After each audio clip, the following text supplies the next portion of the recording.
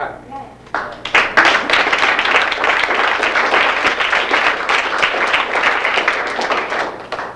Okay, so I'm going to do this in two parts, and what I'm here to do is just talk. I'm a little nervous, as you can probably tell. So if you have any questions whatsoever, you can interrupt me any time. I speak French too, so if there's any French, feel free as well. And use like any vocabulary you want. If there's vocabulary that I use that you don't like, please say so. I'll change. I'll use a more technical word or whatever. Okay?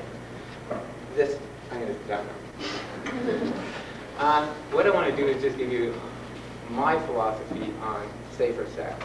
Not safe sex, because there's no such thing, but safer sex. And the way I'd like to start this is just to show you a few examples, like the word penis. We can name at least 25, 30 different versions of penis. Dick, cock, schlong,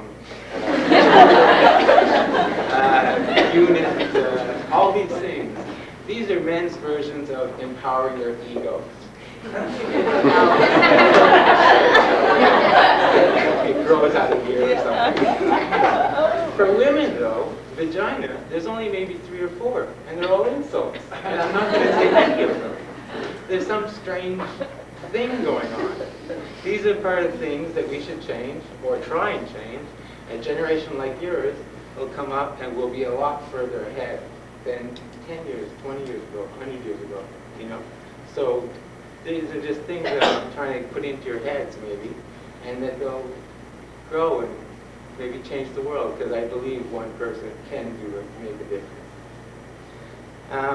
Okay, the only foolproof method of not contracting the HIV virus is abstinence, which means no sex at all, no intravenous drug use, and no blood transfusions. Now, surefire way of getting HIV is something rather. I'll get there in a second. I'm sure. I know that. I remember this. Vaginal intercourse, anal intercourse, and 1 out of 3 pregnant women can carry it to their child. Now, not necessarily will it go into the child, but at birth, the placenta can transfer it to the baby. Oral sex is not been proven one way or another, so it's a question of risk. I'm not going to get deeper into that.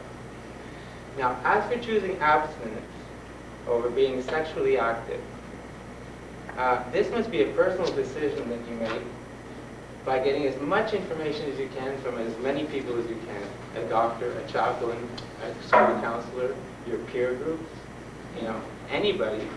Then make your decision. And if you choose abstinence, that's okay. That's, you know, fine. If you're not going to choose abstinence, then practice safer sex. Now, once you've got all this info and you decide what you're going to do, sit back for a couple of days and see what your stomach tells you. What that gut feeling says. Should I? Shouldn't I? You know? And I can't emphasize enough that you should only do it if you really want to. If you're really ready, that's when you should have sex. And no means no. Yes means yes.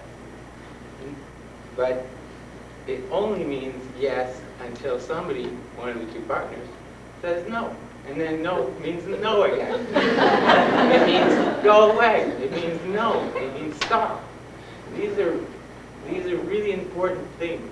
And I've watched a lot of teenagers, 20-year-olds, 30-year-olds, 50-year-olds, get all confused about that. No means no. You know, it's like not a problem. Where's the problem? Oh. Like I don't get it. So, I'm dehydrated, so I need water all the time. The other thing I'd like to say is monogamy, which means staying with one person. But in the high schools and universities and in life, semester 1 you have one girlfriend.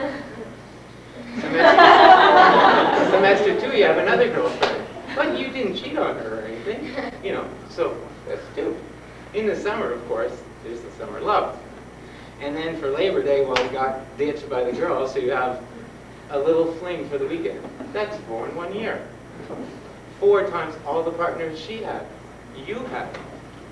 So serial monogamy is something you should think about too. We call it serial monogamy. It sounds like a big thing, but you know, it's not so one partner 1 year. It's many partners after a while, for many years. And you should, if somebody tells you, you know, you finally decide you're going to do it. Somebody says, I'm negative, I got tested. Assume he's lying, you know.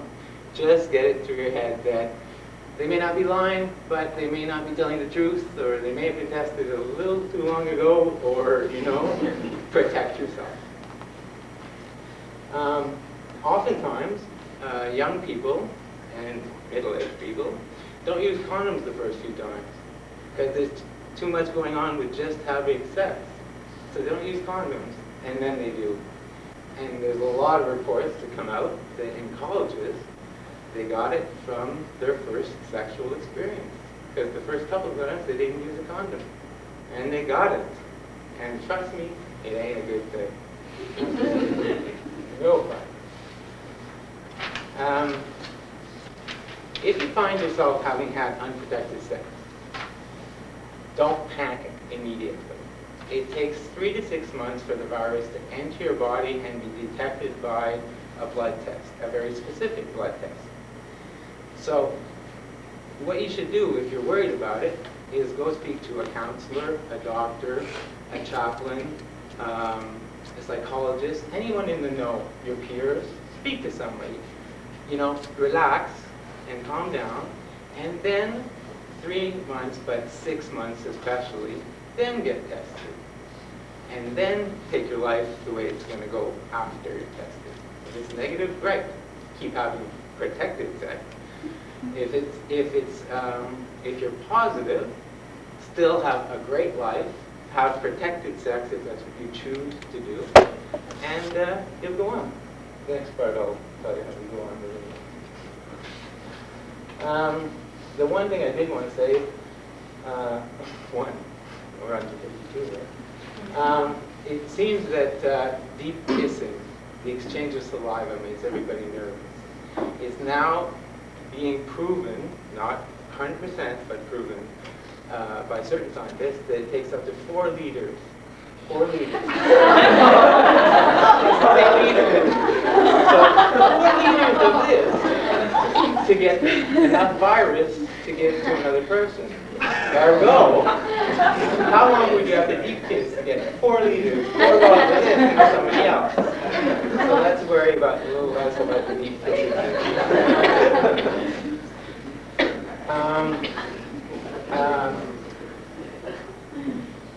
Okay, so my favorite friend, Matthew Johnson. He's on People's. I never buy People's, but I was coming here and, you know, he was on the cover. He says he slept with 200 women. He says he doesn't know which one gave it to him. What about him giving it to her, you know? And was it like Miss number 1, Miss number 137, or Miss number 200? Like, hello? You know? Well, where does he get off? I have a lot of respect for him, but, you know, there's a few confusing issues with Magic Johnson. The videotape that is out and rented out for free in some stores, Magic and Arsenio Hall, is a very, very good informative video. And it's a la MTV, not a la boring docudrama. So if you get a chance, rent that. It's a good idea. What I'd like to say is teenage sexuality. Boys think that you have to score. You know, that's like the bottom line. You know, you're like 12 and you're already like... I'll tell you a story. I was 10 in grade 6. And we were talking about, you'll excuse this term, cunts. Because we'd heard the word. And like, it was like, you know. So one of the guys was laughing. Oh, God. And the other guy said, you don't even know what cunt means. And he says, yeah, because of across the field was Kentucky Fried Chicken. Yes, Kentucky Fried Chicken. That's a real story. We were 10 years old, you know? So from the age of 10, you're like, gotta score, gotta score. And the girls think that's all the boys want, is sex. You know, that's all they want. They gotta score, and if they want to be liked, they gotta sleep with them, and that's all they think, you know? And then you find out it's not that much fun, you know? It takes a long time for sex to be fun, but hey, you know? And then you find out, oh, not all guys want to score. They don't all want to do it. Maybe they want to stay virgins. Maybe they want to wait till they're married and do it with the person they love. Because it's more about making love and uniting two people than it is about having sex. You know, you can do that by yourself.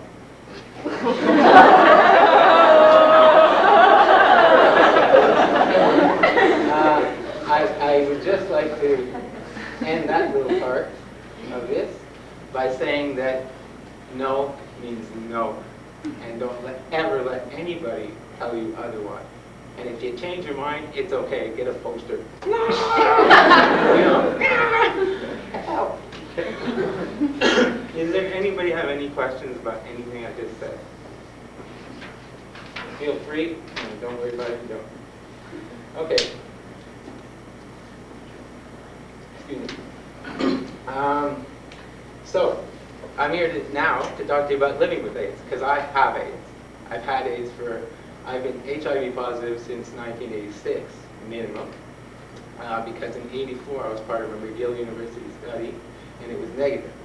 And 86, I got a blood test par hasard, and it was positive. It was France. They sent it to me in the mail. You are HIV positive. Help! You know, thanks a lot. But what I want to talk to you about is living with AIDS. Within the last year, because of what is considered science's version of how they establish if you have it or not, or full-blown AIDS, is something called T4, T8 cell counts. Your normal, everybody here probably, has about 1,200 T4, T8 cell ratio. It's not that complicated. And mine's down to 18. After you get down to about 100, they start to tell you you've got AIDS.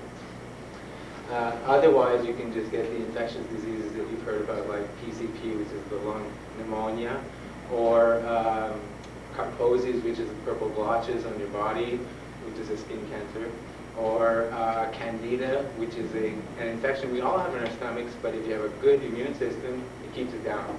Mine's like here and in here. It's driving me nuts. Try and scratch the inside of your ear. There you go. So, anyway, I'm 33 years old. I was 26 when it started. I was working in Europe, opening Ralph Lauren stores. Great job, best job that I ever had. Running around, and I was just, after we'd opened a store, and we did Paris, Munich, Deauville, Geneva, I would fly 3 times a week to these places, stay in real nice hotels, and check if they were doing what I told them to do. It was pretty easy, it was pretty good. They fed me well too. And then I tested in Paris. So I thought I'll go to the Louis Pasteur Institute, which is one of the places where the French say they discovered HIV versus the Americans saying it. Anyway, all big problems. They lost my results twice over 3 months. And the third time, there was a waiting room. Left for AIDS, right for everybody else. Turpin left. So it was tough. It was tough. I get home, I tell my friend, my best friend, who's dead now. And he says, Lou, you're a statistic. It's a statistic. You know, you're HIV, like, you know, now you're not 100,043 and 1 for me. I said, okay, you know. I thought of it for a while. Company was good, they would have paid everything, but I wanted to go home. I wanted Canadian health care, which is by far, even if I'm going to bitch about it, better than anything in Europe. And I wanted insurance, you know, and you can get it if you figure out how to do that. Anyway. So I came back to Canada. Of course, that was hard too because I left this great job and came home to a couch. Wasn't such a good idea.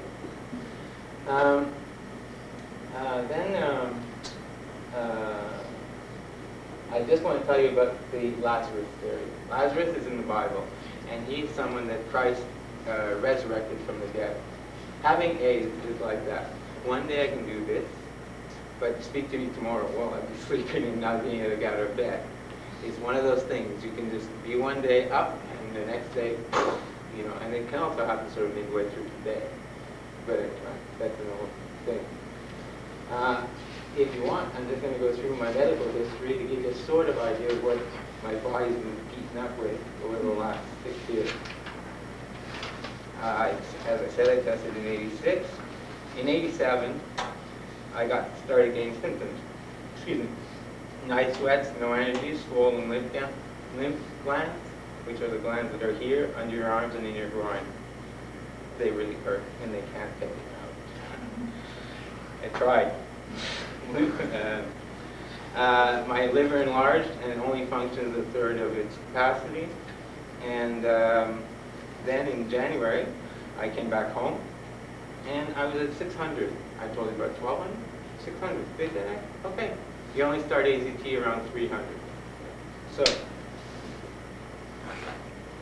I go to the doctor once a month, you know. And between January and September, they went down to 300. Oh. So we started AZT. And in those days, because AIDS was so difficult a disease to try and get a grip on, they didn't know what to do, and they got this drug, AZT, which is an old drug, but they gave mega doses, and you'd have to get up every 4 hours. So instead of sleeping at night, which is what you really needed, you would get up at 11, at 3, at 7, and take these pills. But of course, they were in the bed, in the sheets, on the floor, everywhere in the morning. They were just never in my mouth. And then they finally figured out after 4 or 5 years that you could take a little more before sleeping and a little more after sleeping. Good, you know, science came a long way on that. Really, you know. So if you see like this, you know, that's what's happening. So I did that for a while, and took some Ativan, which is like a calmant, you know, like Valium maybe, but like, you know, to try and keep me off the ceiling.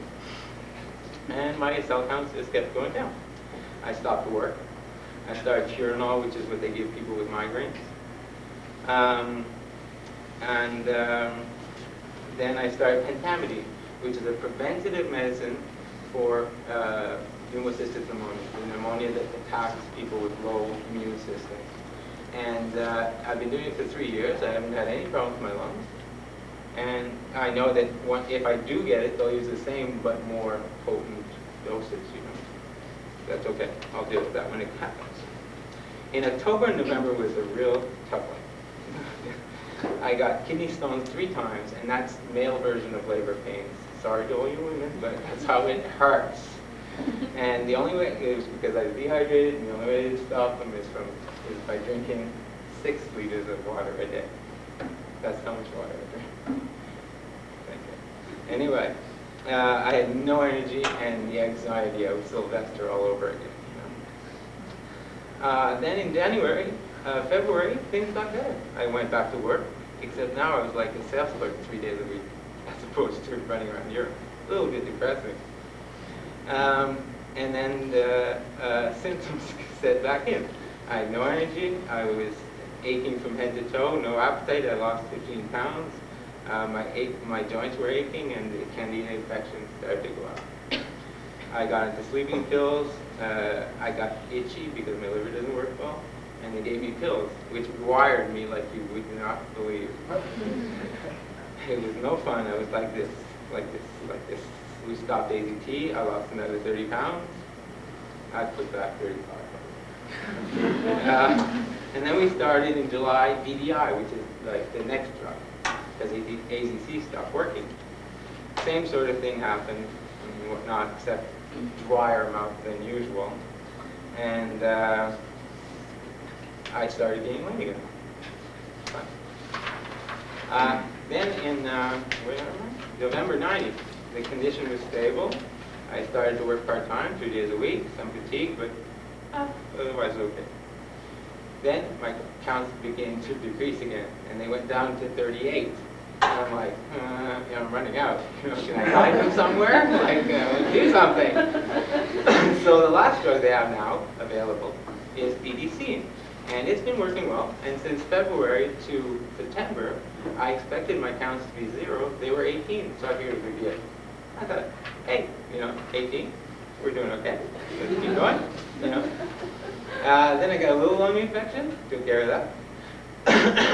Excuse me. I'm insomniac. I sleep maybe 3 hours a night. It's not sleeping is not a good thing. I hope they figure out insomnia, let alone AIDS, because those people are having a hard life. It just goes on for so long. I take a total of 12 different medications a day, which costs $1,500 a month. And if you didn't have insurance, it would be a real problem. I have herpes, I have jaundice, I have hepatitis, I have joint inflammation, I have indigestion, insomnia, candida, pains everywhere that they can't figure out. CAT scan, brain scan, scan, scans, like figure it out already or shut up. And some antiviral things that are, BDC, which is the only one I don't pay for because it's a protocol in Canada. We are blessed to live in this country. I hope it stays as one country because those in Quebec are maybe screwed. No, really, they pay for DDC. It would cost me another $1,000 a month. Now, where am I supposed to get this money? If you don't have the $1,000 to get to the pharmacy to buy the stuff, what do? Check which drug you want to buy, and then, don't eat so well, or don't pay your rent and get thrown out on the street, or, a lot of my friends have died because of those reasons. They didn't have the money. Sure, the insurance company says, we're going to pay within 2 to 3 weeks. Bull. It's a month and a half, and it's usually 2 to 3 months. And so now we're talking about $5,000. And if you were working, unless you were, making $100,000 a year, most people I know make 25, 30, 35 if they're lucky. So how are they supposed to pay for this? It's part of living with AIDS. So now we put it off my plate, but I'll get there. I'd like to talk to you about craft.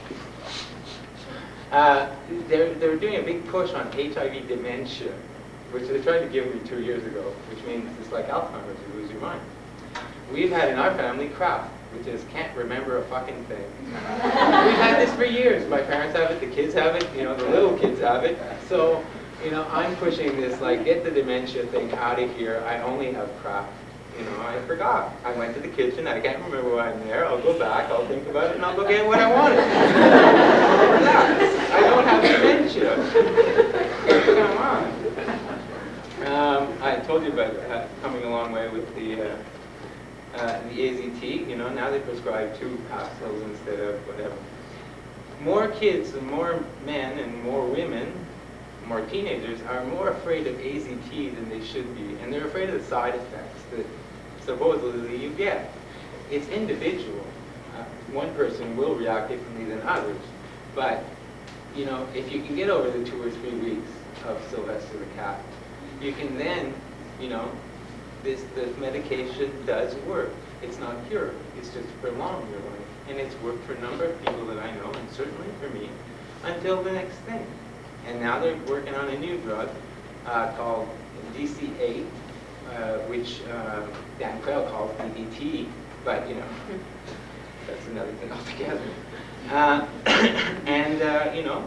When DDT starts working, I'll go for that one. Excuse me. They do have now very specific medications for CMV, which is an eye infection people with low immune systems get, which can make you blind. They have a good medication for PCP, which is a lung infection. MAC, which is on Latin that long, and it's a bowel infection. And this way they're controlling the life expectancies, or people don't die from AIDS. They die from related things that are caused by the HIV virus. So they're getting a lot better at doing that. You got to just sit there and hope, and you got to do a lot of other things. For 6 years, I did spend 3 of those on a couch It was really boring. I knew every channel, every TV, every program, and I watched the repeats. So, you know, whew. Anyway, this summer I moved back to Ottawa, where I'm from. And my family, which is an incredibly tight unit of 9 people, just my immediate family, all my relatives, all my friends, my partner, all these people came together, and you know, if I don't feel well one day, they do Meals on Wheels, and I'm talking, you know, lasagna and salad, and you know, we're talking nice Meals on Wheels.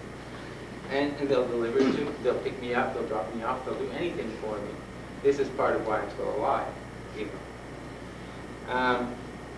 That what it did, it gave me this passion, this new meaning for life this summer. I used to have passion when I was in Europe, and then when I came back, I lost it. And it's a very important thing to have goals and a passion and a will and a reason to live. And what I got was this second career. I want to try and see if I can talk to as many people as I can about how to live with AIDS. And you can. And that I don't want to promote it too much because they'll self-fund it, you know, but it's something that is just starting now. People understanding you can live with AIDS. And you can live a great life. I think I have a great life. I'm as happy as I've been since '86, you know, as happy as a clam. I have my bad days, but generally it's pretty good.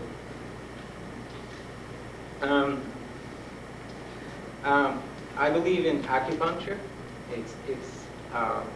For me, I get to do acupuncture. I sleep for an hour. The other day I woke up during my acupuncture because the phone was ringing, thinking I was at home and had to go answer the phone. And I realized, no, Louis, you're sleeping, there's needles, you can stay there. It's okay. It helps. They're all things that can possibly help. I believe in the medicine, but I also believe in alternative medicine. Acupuncture, homeopathy, holistic, it's like yoga, meditation, visualization, stuff like that. I'm starting a seminar this week on exactly that, visualization, meditation, yoga for stress management. Because stress is a real bad part of bringing your system down. And I'm hoping that it's going to really, really help. And it can't hurt. So, because the stuff, you know, nothing, they're not going to prick my finger, because that's the worst in the world. So if it's not pricking my finger, I can get through it. I did experience some job discrimination when I left the company I was with, which was Ralph Lauren / Louis Dreyfus International, greatest company in the world. I did go work for one company, I won't tell you which the name was. But they fired me after a month and a half. I was terminated. I was expecting him to have a laser, you know. You're terminating me? Like, give me a break. Anyway, but I know what happened was a friend of mine in Toronto told the guy I replaced that I had AIDS. And the next day they fired me for a technical reason that it didn't stand up, you know, at all. And I didn't have the time, energy, or will to fight these people. I would like to, because I'd like to see them purge themselves in court. But, you know, somebody else can do it. And I think the judgment day is much further for them than this. Canada's healthcare policy, or the lack thereof. This is not exclusive to people living with AIDS or HIV.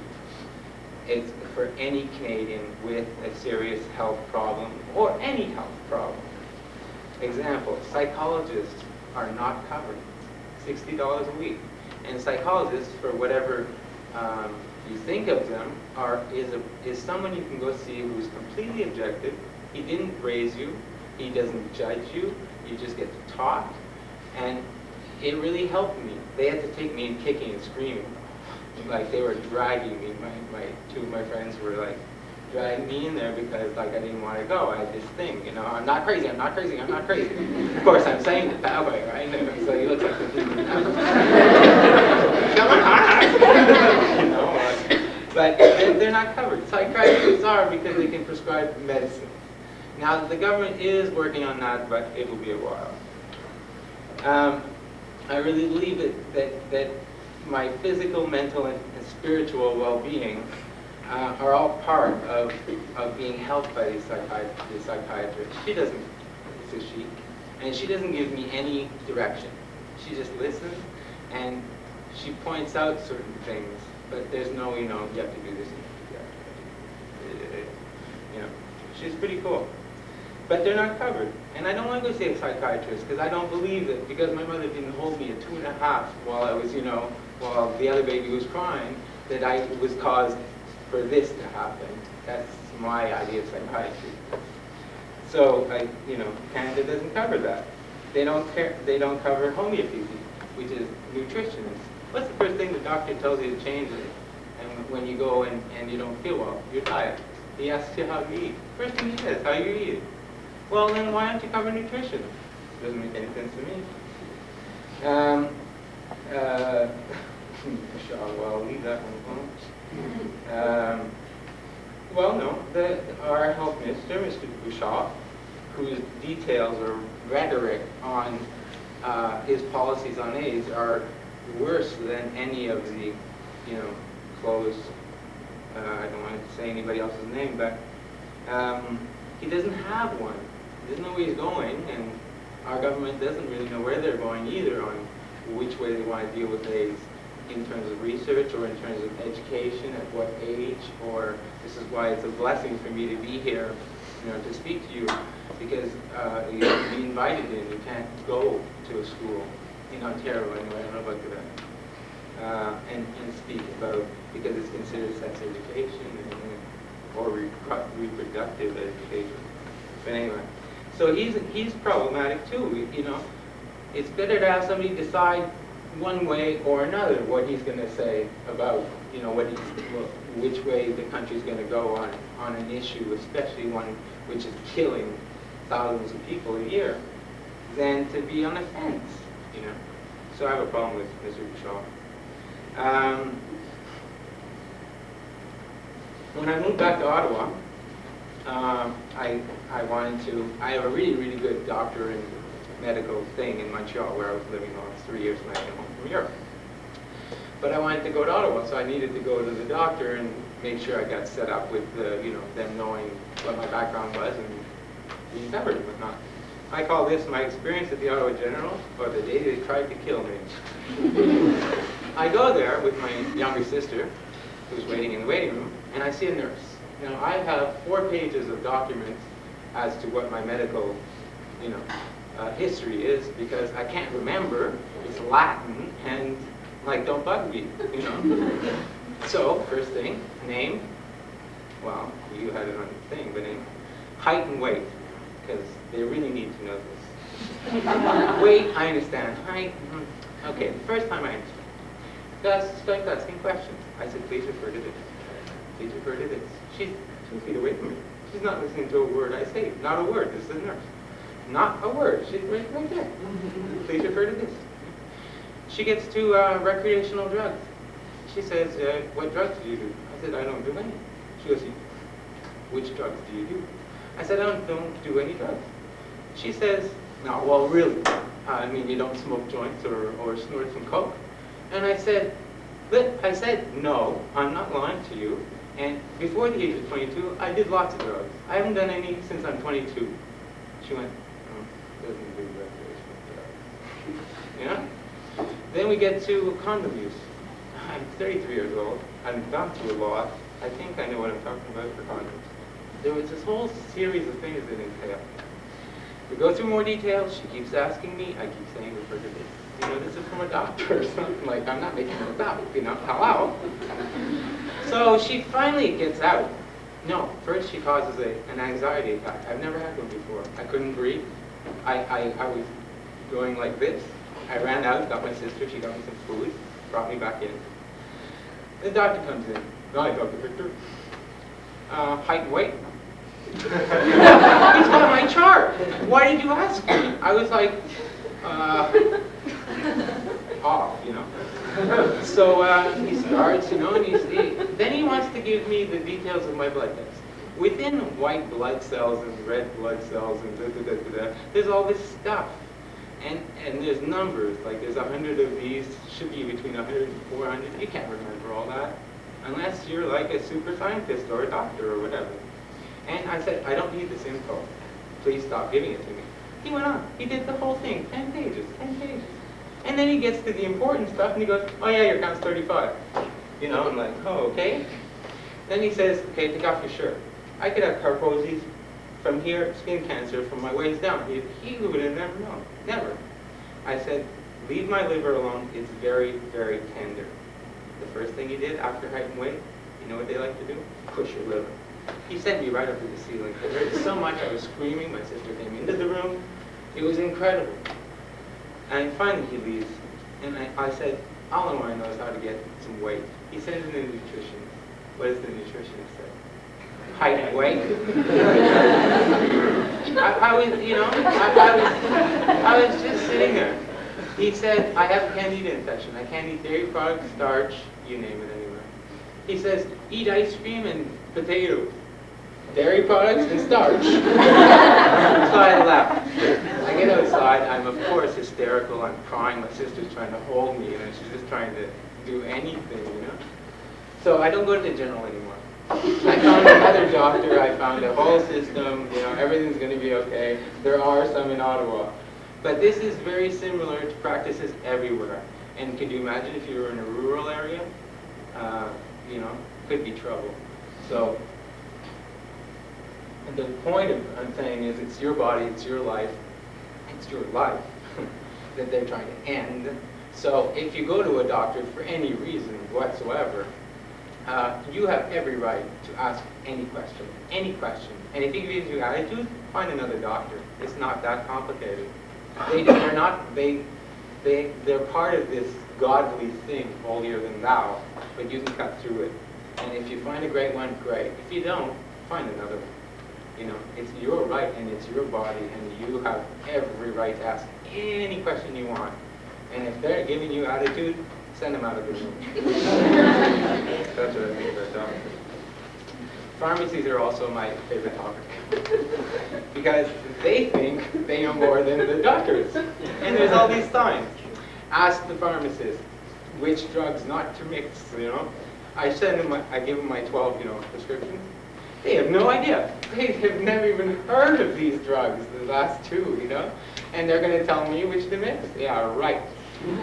Anyway, the first time I went to get pentamidine, it's a machine I bought, and it's a compressor, and it compresses air into a tube, and you put liquid in the tube, and it compresses it so that it becomes spray, and you inhale this for an hour and a half.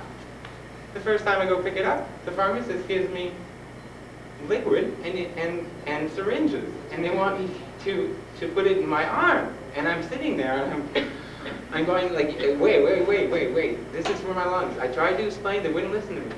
I had to call, the head pharmacist, have him call my doctor freaked out on him, and they learned what pentamidine was.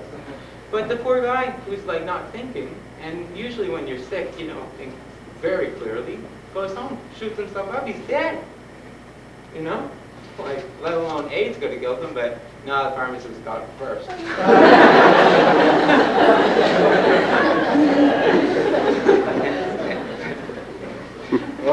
Or you're really in pain, right? The other day I had to get morphine.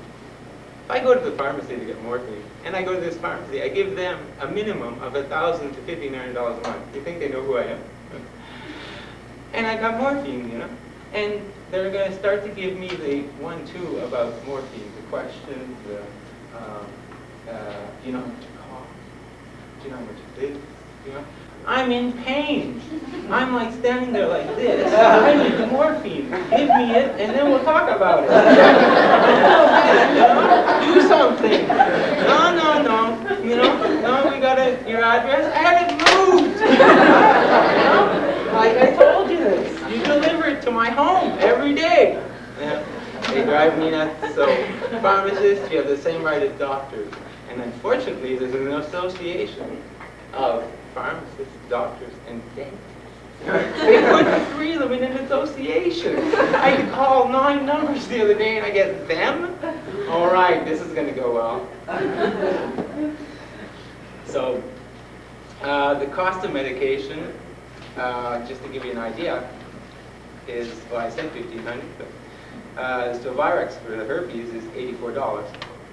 Herpes being also a sexually transmitted disease, you can get, if you didn't get HIV, you can still get herpes, and it's expensive.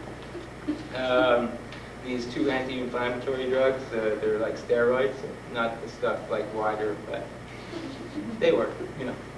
They're not too expensive. $84 a month, $15 a month. Pepsid for indigestion, $66. Secobarbital, but now I've gone to another one, which is a sleeping pill. They're only $14. How come they're so expensive on the street? See, it was years ago. Duplicant, which is like the newest medication for candida, and it is working to a certain extent, is $574 a month. But now they doubled my intake, so it's 1,000 whatever, whoever's mathematician. Not me. The morphine's only $40, you know? So why are they giving me such a hard time? I'm like, give me it.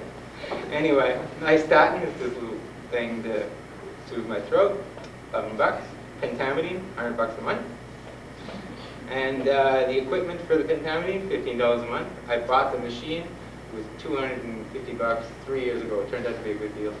Because otherwise I had to go to the hospital, and that's completely depressing to go to this sterile environment. This way I can sit at home and watch Sinead O'Connor screaming her head off. And as I said, DDC, which is the most recent drug, is protocol, which means it's not been accepted by Federal Drug Association, so you have to be under the doctor's care, and it's free in Canada. If you're in the States, boy, I never want to be sick there. Okay, we're getting there. And then, of course, yeah, this medication that I just told you, that doesn't include the Tux, the Tums, you know, the Tylenol extra strength. Thank God for that. You know, because all that other stuff doesn't really work. But Tylenol extra strength, that's for me, you know. Like, it doesn't include all those things. I can't expect the government to do it.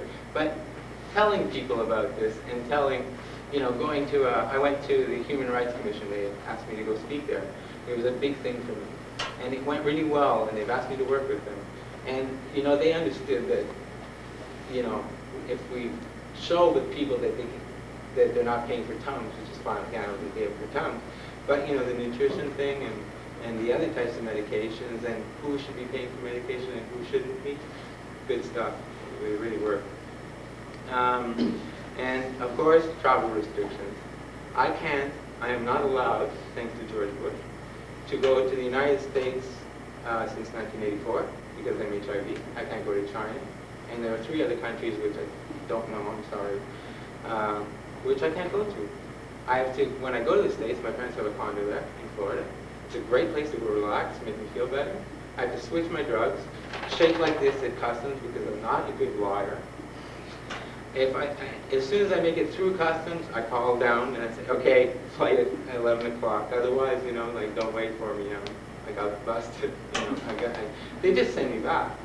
But the idea of having the trauma that I have to go through to go to a foreign country, being the United States of America, you know. Now, the thing about this, though, is Magic Johnson and the Olympics and the biggest story ever, you know, to hit, like, God knows which media. If Spain had had the same thing and not permitted Magic to go, what would have happened? Now, what about Magic playing in the '96 Olympics in Atlanta? Like, I don't get it. You know, okay, he's a resident, so that's, you know, part of all that. What if somebody declares, if some Spanish or Italian, who's good at basketball? Americans. Anyway, if somebody else from another country declares he's HIV, or worse, the media cheats on him and you know, discloses his status, which is to me completely personal. You tell people if you don't, it's your choice. And they want to go to the Olympics, which is, we know, Silken Lama, great example of a hero. You know, she rode her way, you know, in with shattered leg and all, you know. People really want to go to do this. They work all their lives to go there. He's HIV, but he's not dead, you know. Magic's playing, you know. What if somebody from Spain or somewhere from worse, like, you know, something like Zimbabwe or Somalia wants to go, you know, and they find out he's HIV? Like, where's the, you know? So I'm working on lobbying on that. In Canada, we have no law against it, but we have a the way our customs work is they can turn you away like any other country for any reason they want. So if you show up with medication and they decide to go look for it and they find the right one and you can't talk your way out of it, well, of course, you're out of here. Excuse me. So travel restrictions are also, a major thing for me. And I love to travel. So I just, do my brave thing to go to the States and I make it. Most of the time. The only ones I didn't make. So that's what I call living with AIDS. And I really appreciate your attention. I feel that the room was very attentive or concerned or listening. And if you have any questions whatsoever, I'm quite willing to answer them. Speak on my seat. No? Yes? You partly answered the question by mentioning your family and your friends. But do you mind telling us how you keep your morale up and how you fight depression? How I fight depression is I'm a very spiritual person. I wasn't as spiritual, certainly, as I am now. Watching 12 of my very close friends die, and myself having to get up every morning. But when I get up, I say, thank you, God. Yeah, I got through the night. Is it hard tonight? And I pray a lot. And I don't pray for silly things. I only ask for the courage to get through tonight and tomorrow. It's something that I've really developed over the last 3 or 4 years or whatever. I think it's a crucial part. My life is just 3 parts. It's physical, mental, and spiritual. Spiritual entailing love, as well as physical, and as well as mental entailing love. And those things all intertwine, and you got to fight for it, though. It's not going to come alone. And sitting there and saying, why me? Who did it to me? What, doesn't help. I had an experience in the spring. A very, very good friend of mine died in 2 weeks. Some people died very slow deaths, and some people died very quickly, and I wasn't ready for it. I'm getting better at dealing with this, but in 2 weeks, and he changed his life, and he'd had a really rough life, and he changed it and decided to be positive, and somehow out he went. And I went to buy 2 books, one on death and dying, and one called Why Do Bad Things Happen to Good People? And what I really got out of those books was, there's no answer. There's no answer. And that's really great, because I read the books, and I thought, good, there's no answer. Stop asking why. Just go on and live your life. And the afterlife, or whatever you believe in, you'll find it. So that's spiritually, or I think they're all very, very entwined. My family, my partner, my friends are very tight. They're my friends because they want to be my friends, and because they accept me, they don't judge me. They don't. Sometimes they have their bad days too. Call them out their grouch. A friend of mine is a rock monster. You can't call him before 12. I'm dying. Red Chris, red milk, can't talk to the man. Well, you can call later, and you'll be okay. But I accepted that. I accept him as my friend. I know that's what he's like, and what the heck, that's how I think I choose my friends anyway. My family I didn't choose. But we're not supposed to adore, but we adore each other. We just feed off of each other, and I know at any time of day or night, if I needed anything whatsoever, any part of the world, I could call any one of them and get it. And that's an incredible feeling, and I'm blessed to have it. I know that the population in general doesn't have this feeling. So, get to it that way. I try anyway. Give it my best shot. Anybody else? Go ahead. How should somebody act if they are with somebody who has AIDS or HIV? Are with someone? Well, with or friends or family? As normal as possible. I don't want to be pitied in no way, shape, or form. You know, my mother, I adore her, but sometimes, because she's a mom, you know, I'll come over, she'll say, how did you sleep last night? And I'll go, well, I didn't sleep so well. But I was feeling fine when I showed up for dinner, you know. She'll go, oh. And I'll go, well, now maybe I don't feel well. That's okay, but now, I don't know, maybe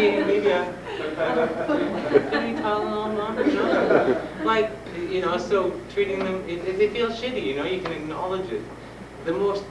What's helped me out a lot as well is being completely open about everything I think or feel, so that I don't have to ever have guilt thinking, I said something stupid, I should have said this, I should have said that. And then what I do is, I go right to the point and say, I said this is what I meant, and so can we deal with this now? And we deal with it, and it's gone.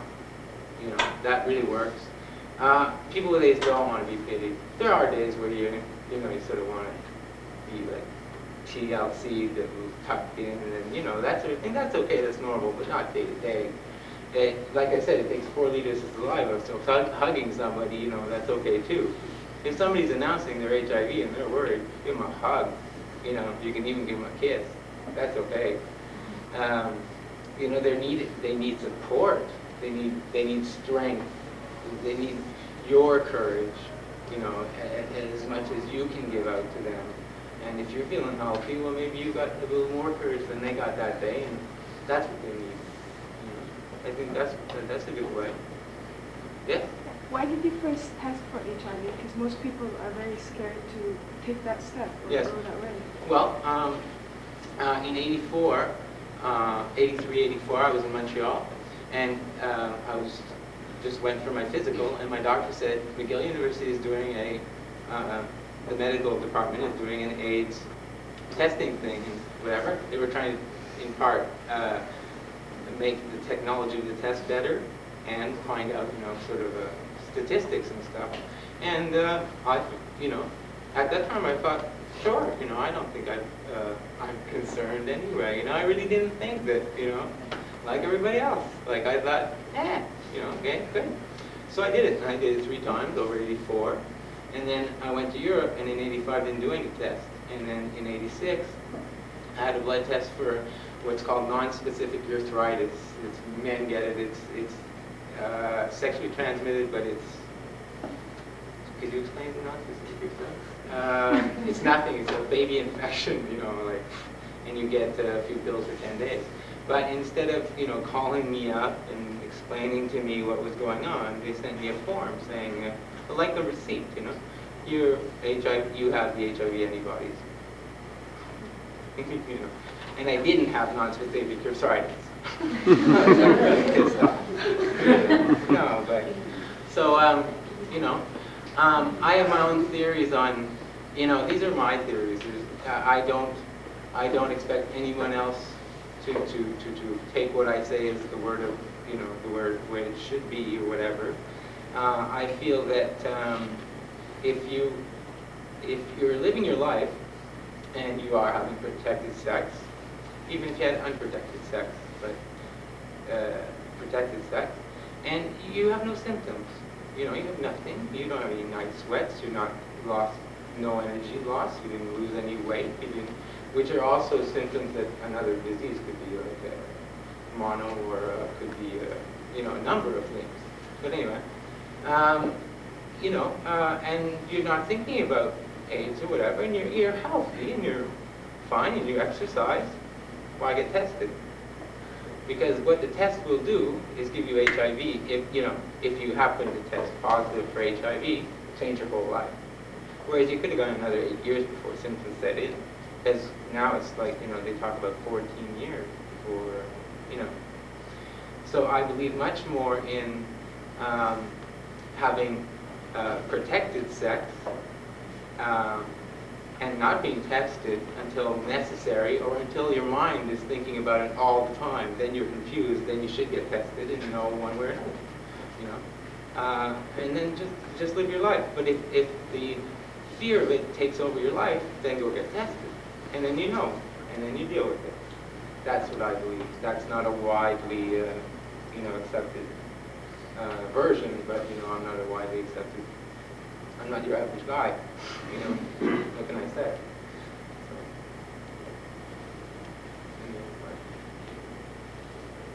So, I dare you. I went to Rigaud. You know where Rigaud is? Pelage Bourget. It wasn't as funky as this, let me tell you. Nice school you have. Nice place to be, it seems. Because Rigaud, was no fun. Why? Well, A, they slapped you if you did something wrong, and they really got you good. No, I'm not kidding. There was, and it was for dumb things. It was, as far as I'm concerned, it was for dumb things. And being the kind of person who always gets caught, well, I get slapped all the time. We had a very, very, very, very good phys ed, department. That was great. Classes were good, but the general atmosphere and morale of the school was just no fun. We had a food fight. That was good. Yeah, the food was so bad that one day we just all picked up the trays and put them in the car. It was like 300 people doing this. It was good. And so I was playing hockey, intramural hockey. And I only played hockey when I was 8, and then when I was 15 or 16, whatever I was. And I got a hockey stick in the yard. So I came home on the weekend with a patch. And I said, see what they did, see what they did? To my parents, right? And my father's going, yeah, right. What exactly, happened? And so I told him, and our older brother said, she told me going to a fight, it sounds like a butch. I got a hockey stick in the eye. How much butcher do you want me to get? Not really. Anyway, I'd like to say something about this. It's just a ribbon it's for AIDS awareness. It doesn't mean anything other than the fact of if people start to wear them. See, we had a campaign all over the world, and Quebec missed it. It has to do with CESAM, which is the Comité de Sida or whatever in Montreal. I don't understand. They're confused. I've tried to work with them twice. Other people I know have tried to work with them. There's something not happening there. That's why I really appreciate that my brother asked me to come and do it here. And they missed it. So you would have, had you been in Ottawa, Toronto, or Vancouver, or Rome, or Paris, or anywhere, seen red ribbons all weekend. You've been seeing them on the Oscars and every award show possible there. And it's just to make people aware of AIDS. The more people who are aware of it, the more you'll be thinking about it. The more thinking about it, the better decisions and choices you can make. That's what it means. Have you got some more of those ribbons? Unfortunately, no. We had a campaign last week in Ottawa, and just my 4 sisters, my mother, and I did 1,200 ribbons in a few hours. So anyway, the rest and everybody else did. We ran out, but they are ordering some more, and I'll send them up as soon as. But they'll be like these ones, not like this one. The smaller version, which is fine too, because this is like fairly obnoxious. And I wore black, That's a thing. So I just wanted to say what that was. And if there's no questions, I think you have lunch now. Hope your food is very good.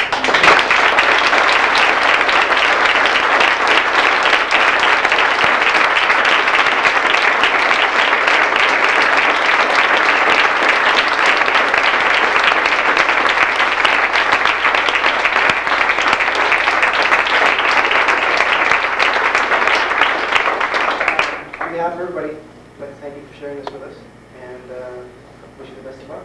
Thank you. Thank you very much. Thanks.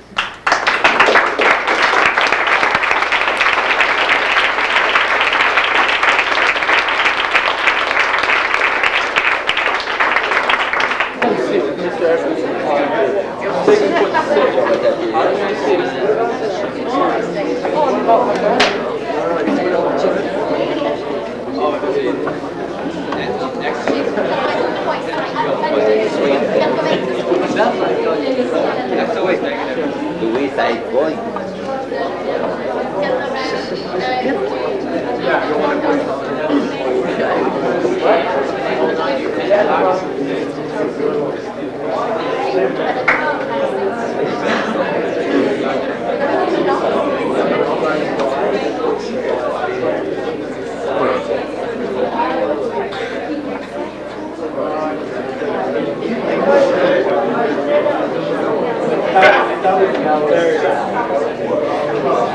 Turpin.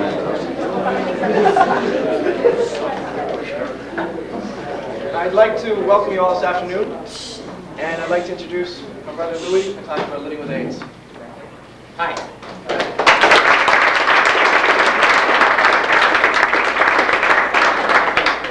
Very good. Okay, this is in two parts. And what I'd like to do is give you my philosophy on safer sex. But it's not on the details of safer sex. It's about, you'll see, I'll give you my philosophy, and it's nothing that's carved in stone, and you just take it and see what you think about it. So I'd like to first and foremost say that you should only have sex when you want to, when you as a person feel you're ready for umpteen reasons that I will get into any minute now. Ask any question you want, anytime. No question is stupid, please. It helps me get through stuff, and maybe help somebody else who had the same question and didn't want to ask it. Use any language you want. If I use any language that offends anyone, please say so, and I'll change it. I'll be more technical. I'll do whatever it is that's more convenient. So, just to start the language thing, I'd like to say that for men, the word penis, you can think of at least 25 different ways of saying it. You can say dick, you can say schlong, wang, tool, you name it. I mean, there's all these like versions of it. There's dick, there's all these things. It's a really macho thing, it's an empowering thing, it's a great thing to say all those words. For women, vagina, there's only 3 or 4, and I'm not going to say them because they're all insults. It's awful. And that's something that I'm trying to share with people so that we can eventually change those type of attitudes, make men less macho, make women more empowered, and drop all those terms. I mean, you can use them if you want to, but, some of them aren't so great. Okay, what I'd like to say is that the only foolproof method of contracting HIV, which is the virus that causes AIDS, is total abstinence, no intravenous drugs, and no blood transfusions. Now, surefire way of getting HIV is unprotected anal intercourse, unprotected vaginal intercourse. 1 of 3 pregnant women will pass it to their child, or at birth, the placenta could mix into the baby's blood from the umbilical cord and give him HIV. And the question of oral sex has never been, it's not substantiated. Nobody can prove this yet, so it's a question of risk. So as we're choosing abstinence over having sex, I think what you have to do is go out and get as much information as you can from as many people and cultures and religions and doctors and psychiatrists and school counselors and peer groups, your friends. Get all this information and then make a decision. If you choose abstinence, great. If you choose to have sex, have protected sex. Once you make this decision, you should sit back for a couple of days and say, what's my gut feeling about this? And my gut feeling about this is yes or no. Don't make the decision right away. And then once you've made a decision, and it's a conscious one, it's one that you thought of and you decided, then that's what I feel you can do. You're ready. You choose what you want to do. I'd like to really, really point out that no means no. Yes means yes. Until one of the partners says no again. And no then means no. It has nothing to do with any other word but N-O. It's a very important thing, not just amongst young people, middle-aged people, older people. When somebody says no, they don't want to anymore. It's not going to be fun, If they don't want to, the other person has to stop. I'd like to talk about what I call serial monogamy. Monogamy is supposed to be with one partner all the time. Now, especially in any time in life, let's say a teenager. First semester, one girlfriend. Second semester, new girlfriend. Third semester, he goes home. And while it's a summer fling, And then she ditches him at the end of the summer because she's going off to college. And so he has that Labor Day rebound thing. So that's 4 girls. So that's 1 year. 4 girls. Who has she slept with and who has he slept with the year before? So now we're talking about like lots of people, you know? If you're having unprotected sex, you're sleeping with a lot of people. So we call that serial monogamy, which is a real cool term, I think. But, you know, it sounds good. It comes across better than you can say what it really means is, you know? Be a little more careful. If somebody says, that, you know, excuse me, I'm dehydrated, so I get a lot of this. And so she if somebody says they're negative, do never believe them. I don't care who's telling you. Just assume that they could possibly, not because they're lying to you, not because they don't know, not for a mean reason, not because they're malicious. Maybe they just don't know. And they're infected. So protect yourself and protect them. Always, you know, assume that they have HIV. It's easier that way. Makes the rest of it a lot easier to deal with. See, a lot of people, the first few times they have, and they've made this decision to have sex, they don't use condoms. Because the first few times the sex is so complicated, like, you know, getting, you know, the girl or getting the guy, and that the condom's like another ordeal. So they don't use one. And a lot of college students and university students has proven now that they had the one encounter 5 years later, early, you know, 25, they were HIV, because that one time. They started using condoms 3 or 4 times later because then the first part got okayed, and so they figured out how to do it, you know, and it's easier. So it's an important thing to start right from the first time, not wait till the second or third time, 4th time. Hey, Joe. Here's one of those. Okay, so, huh? Yeah. Have it on big. Oh God, water. If you find yourself, by the way, deep kissing. Now, you know, well, not that deep, but, you know, they're going on about the saliva and how much you can get HIV from saliva. Well, they've decided, most scientists now have decided it takes 4 liters, 4 of these bottles, to get enough HIV virus into the other person's system. How many of you could deep kiss for 4 bottles? Give me a break. So, you know, we're not quite sure about that one anymore. It takes them a while to figure these things out. You know, the person going to say, yes, I only deep kissed, I didn't do anything else. They're lying, you know, like, give me a break. Anyway. If you find yourself having had unprotected sex, don't panic. Don't immediately panic. You know, you don't have any symptoms, you're going nothing, you just had unprotected sex. You should, first things first, you gotta wait 3 to 6 months before you get tested. 3 is the minimum, 6 is when the antibodies have entered your blood, if they did, if there was enough to go in there, and then go get the precise AIDS test. There's a specific test, not just a blood test. You have to talk to the doctor and they'll tell you what to do. But it's just blood, it's no worse than that. Now, before this 6 months is up, you should go talk to somebody. You should talk to a counselor, a chaplain, a psychologist, your friends again, anybody, so that you don't like freak out for 6 months. There's this soap opera called The Young and the Restless. You guys soap opera fans? I guess you're not. The Young and the Restless, you know, lives. Because I spent 3 years on the couch, I know The Young and the Restless. And they made this girl panic for, you know, they can make these things go on and on and on. And she was just going out of her mind, 16-year-old girl, one night, one unprotected sex, you know, and because this was TV, you know, she wasn't going to get it. But it took 3 months, you know. And, you know, the little girl never went to talk to anybody. And then finally, you know, sort of they caught on to this, probably the writers, and got her to talk to somebody, everything came together, she was negative, you know.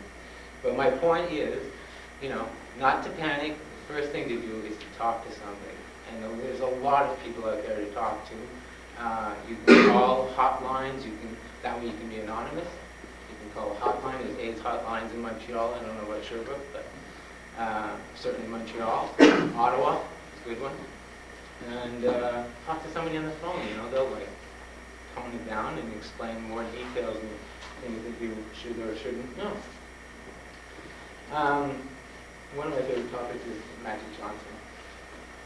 Because I never buy people, but you know, I would come in here and stuff. Anyway, he says he slept with 200 women. I don't know about him, but who's counting? 200? Like, anyway. And I'd like to know, you know, is it miss number 1? Was it miss number 137? Was it miss number 200? It's irrelevant, but if it was miss number 1, then there's like 199 of them going after the other basketball players, and et cetera, et cetera. And I have a lot of respect for him for having come out and told people. A great example is a friend of mine went from Paris, because he lives there now, but he's from San Francisco. His father is Nicaraguan, 81 years old. He goes to tell him he's HIV positive. His father says, "You and Magic Johnson." End of story. I'm like, hello? Like, there's more to this than, you know, a basketball game. But, you know, that's how much power Magic Johnson had. So for him to come out, you know, and not be outed like Arthur Ashe was, and many others, was a big thing. The other thing I'd like to say is about teenage sexuality. Boys think that they got a score. You know, like you're 12, you're 10, you're 13. You got to get out there and score. You can't even, you know. But anyway, you got to get out there and score. That's all you think about. That's what, you know, hormones kicked in, and you're gonna score. You tell them what you scored, and it's all bull. We all know that. There's 2 of them out there doing it. Meanwhile, the girls think that's what the boys all want, because we know that's what they want. They're all macho, and they all have egos, and they all think they got to score, so the girls know they got to score, and it goes on and on. And the thing about it is, you know, most women don't. You know, whether they're younger, older, middle-aged, women are less sexual than men, so they don't have to worry about it so much. They're luckier. And then you find out you do it, right? And then you find out it's not that much fun until you meet the person of your dreams. And then it's making love, and then it's for real, and then you want to do it a lot. And that's good. And guys, the thing that you find out, well, girls, the thing you find out about guys is that they don't all want to do it, and they don't necessarily want to do it and go through all this stuff, you know? But it's like this whole emphasis on society, as much as it's changing, it hasn't quite changed that much yet. Finally, I'd like to emphasize the fact that no means no.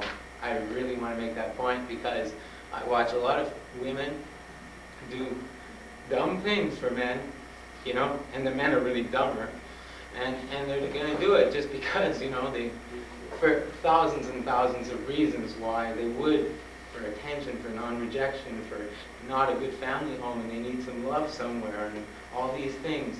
Got to get self-esteem, and no means no. That's the first part. The second part is about living with AIDS. I've had AIDS for a year. I've been positive since 1986.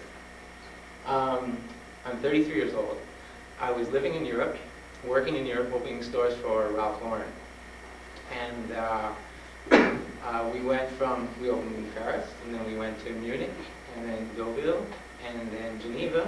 And then what I got to do was fly around 3 times a week and check that they were doing what I was telling them to do.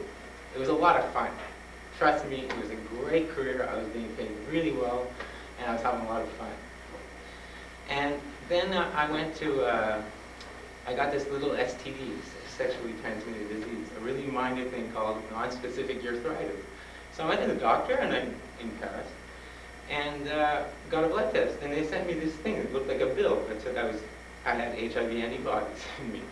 And you know, it was very difficult for me to deal with this. As much as I'd heard about this, it wasn't You know, I didn't know anything.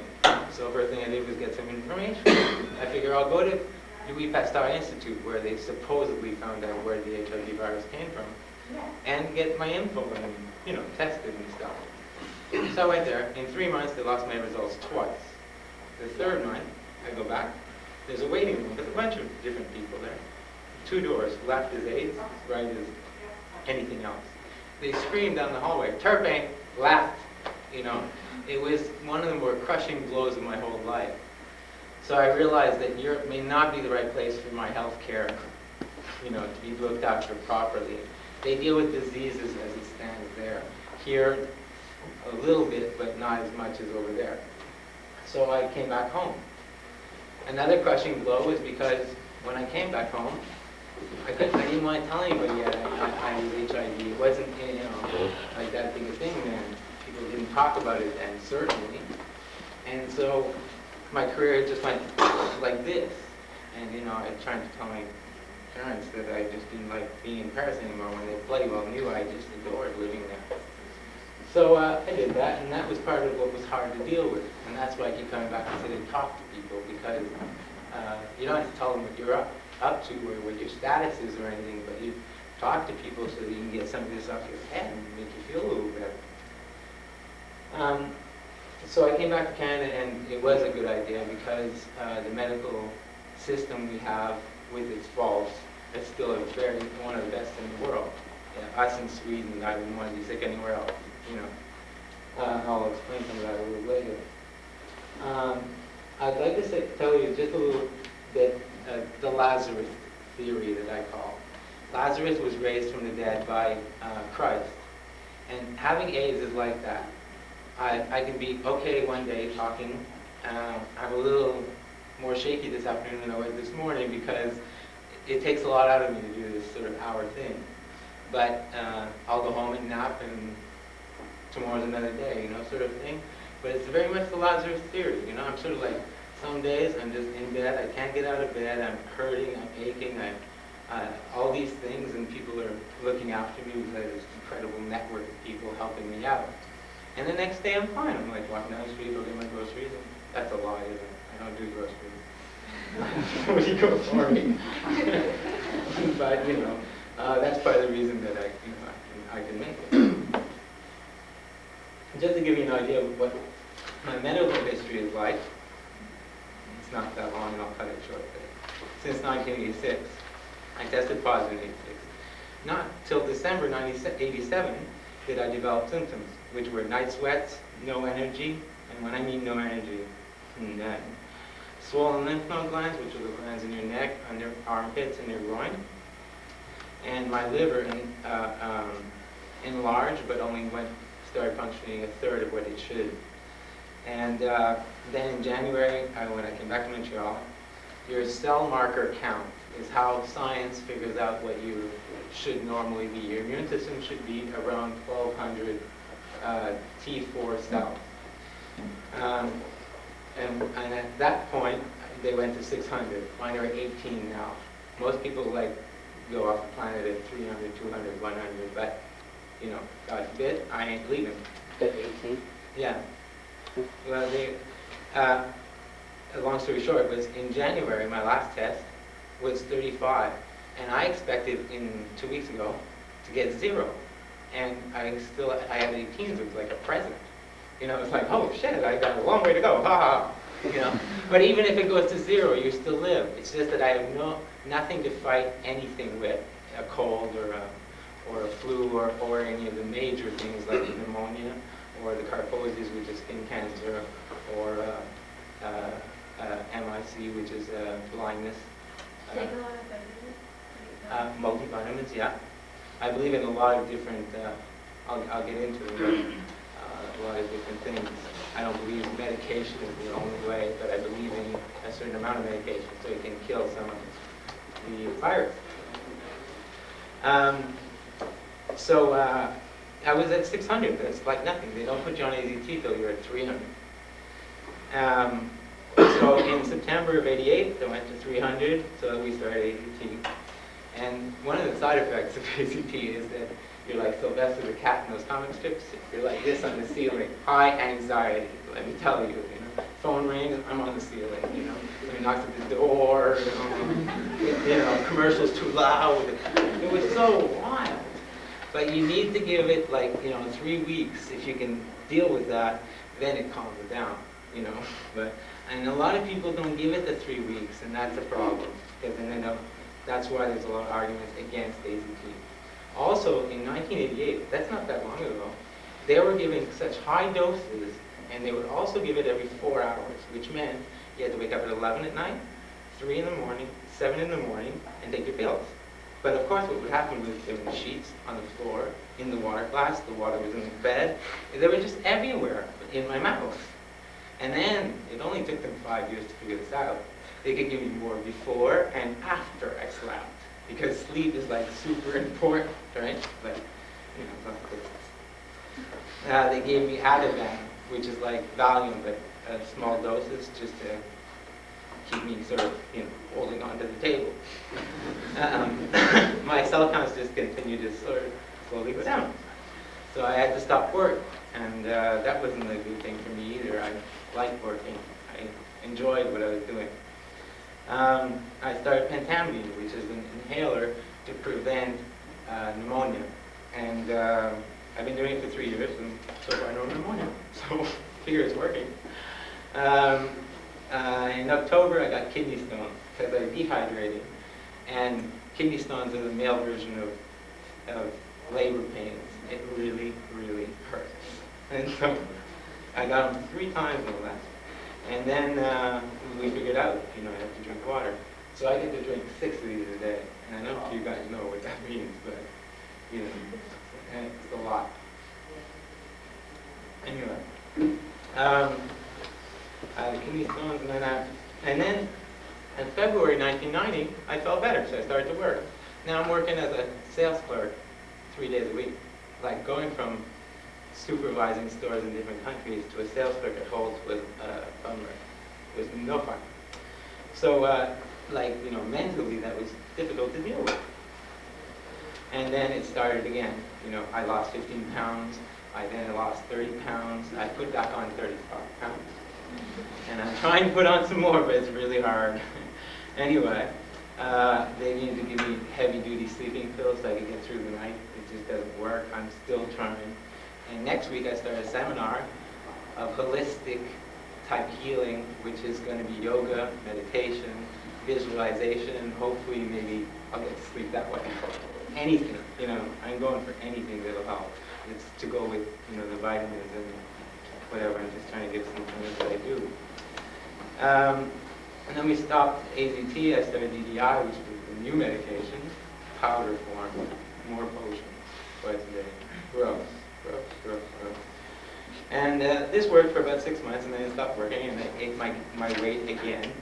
And down I went to 125 pounds, pretty bitchy. But then I got a lung infection, but it wasn't pneumonia or anything. It was just a little lung infection. They cured it fine. Then they put me on DDC, which is the latest drug. There is one up and coming called DC-8, which Dan Quayle called DDT, which is like a killer pesticide, but that's Dan Quayle. Okay? Does the guy care? Yeah. So the only problem with that is that it causes intense nausea, and you don't have any appetite, and there's a few other problems. And anyway, so there's a number of other drugs I'm on and whatnot because I have jaundice, hepatitis, herpes, none of which were transmitted sexually. I have very, very sore joint pain. They call it joint pain.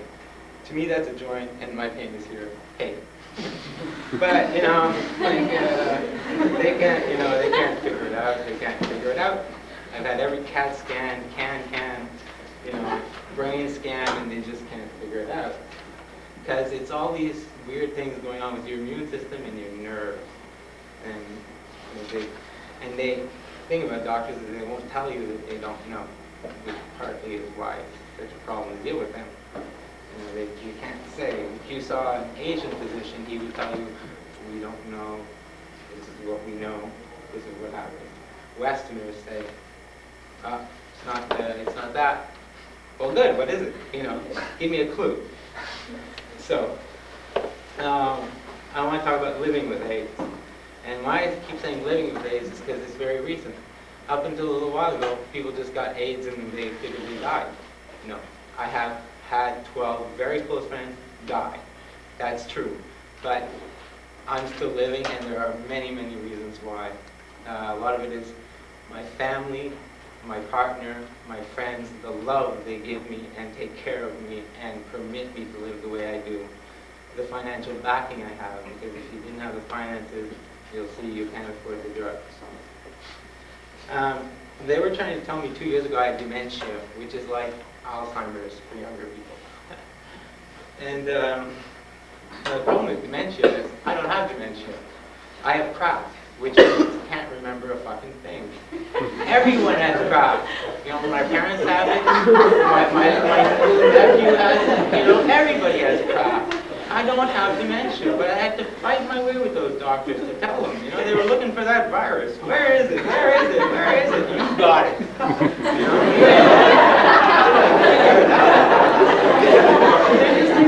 They want you to have something and they're going to find it. And when you have something, they can't figure it out.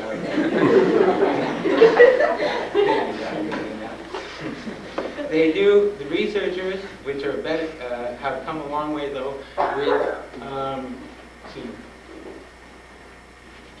they've come a long way with medications for specific infectious diseases that are what cause people to die. You don't die of AIDS, you die of complications like pneumonia, and they have the pentamidine for pneumonia. They have CMV, they have a syrup that they put into you now. CMV causes blindness. MAC, which is Latin this long, it's bowel infection. And they have a good medication for that, so that you can start to live with those illnesses now, whereas before they were knocking them off left and right, in no time flat. Out you go.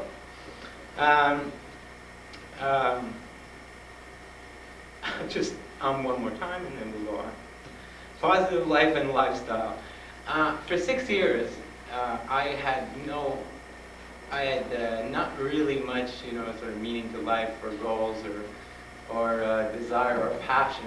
And before that, I had a huge amount. I gave myself after school 1.5 years to be in Paris as a buyer, just for 10 days. I was living there a year later, working. I thought, well, if I can do this, I can do anything I want. And for 6 years, I lost that, and now I found it again. And it's a really important thing to have hope and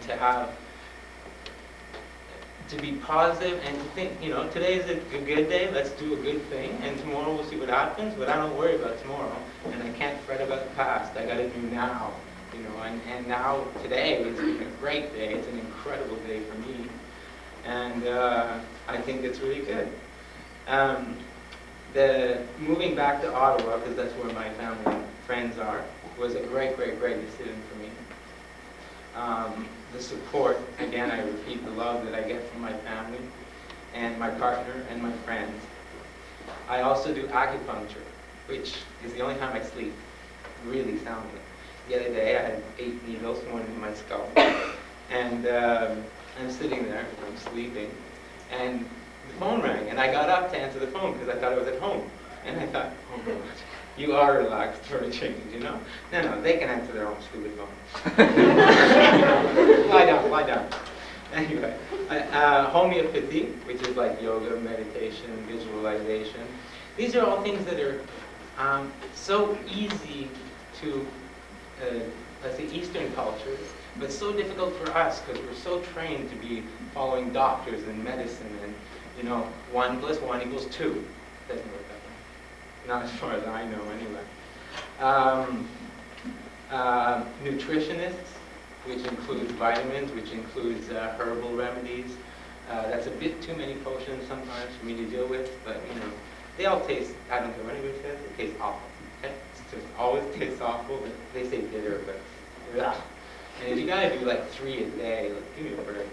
So you try and do as much as you can of as many as you can that suits you. You know, that's how it works for me. I'd like to talk about job discrimination. I worked for the greatest company in the world before. And then I was approached by a company in Canada. They hired me, and there's a 3-month period. You know, when you get hired, they can can you after 3 months. After a month and a half, the guy comes in and says, "You're being terminated." And I said, you know, like, does he have a phaser? Terminated? What are you talking about? You know? And I knew what happened. A friend of mine in Toronto told him I had AIDS, and they fired me on a technicality that was absolutely ridiculous. And I didn't have the time or the energy, you know, I certainly don't have time to waste on these guys. I figured God would give them later. Last week I went to speak at the Human Rights Commission of Canada. And again, I didn't name who the company was, but they're willing to take it on and bring it to court, and I would love to see them sweat in court. I'll just hope for that day. And they use the word stigma as a way, you know, the stigma of AIDS. That's a really, really nice word to say something so awful as AIDS. An AIDS death is one of the ugliest things you ever possibly could imagine. And to say it's a stigma, you know, is like, it's just doesn't go over well with me. And the reason I'm saying that is, again, just to put stuff in people's minds, and maybe you'll say something stronger next time than stigma, you know, or whatever. You know. Canada's healthcare policies, or the lack thereof. This is not just for people living with HIV or AIDS. This is for anyone in Canada with a health problem, whatever it is. As I said, I'd only want to be sick in Canada or Sweden unless I was Asian and had been raised that way. Maybe that would be okay. Anyway, excuse me.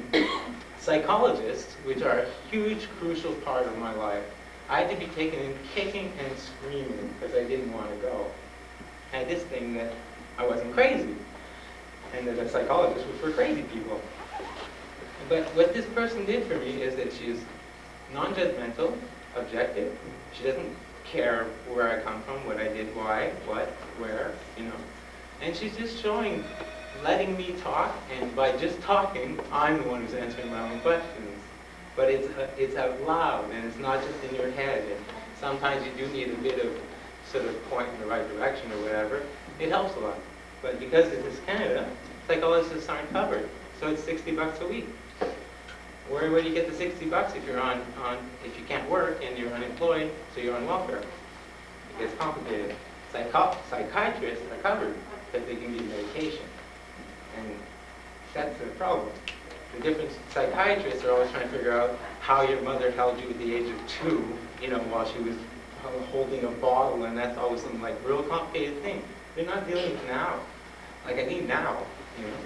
Like I said, I don't worry much about the past, and you know, the future will deal with itself. We'll see what happens. Homeopathic care is covered all over Europe, Asia, South America, not Canada or the U.S. Well, we want to talk about the U.S., but not Canada. Homeopathic is nutrition. First thing you go to the doctor and you don't feel well, he says, what are you eating? And do you exercise? So why aren't they doing something about that? Or at least changing the mindset of people. They're not going to start feeding us, you know, like there is a limit to government. But, the Right Honorable Health Minister, Mr. Bouchard, he doesn't have an AIDS policy. He's on the fence. He doesn't really know what he wants. How can he guide the country if he doesn't know? I'd rather him be pro or against or something, but at least we know where we stood. And you can fight somebody if you know where they stand. If you don't know where they stand, you can't fight them. You know, it's for the birds. Now I'd like to give you a little bit of what my experience at the Ottawa General Hospital was, or the day they tried to kill me. Now this is very similar to other hospitals as well, but there are a number of hospitals that have good places for treatment and stuff. I went to the hospital at 8:30 in the morning with my sister, and I went to see a nurse. And I had a 4-page documented from my doctor with the information on what has happened physically to me and drugs. And I can't remember these things. certainly not 4 pages worth. So she's sitting 2 feet away from me, and she starts asking these questions. She's first, so always height and weight.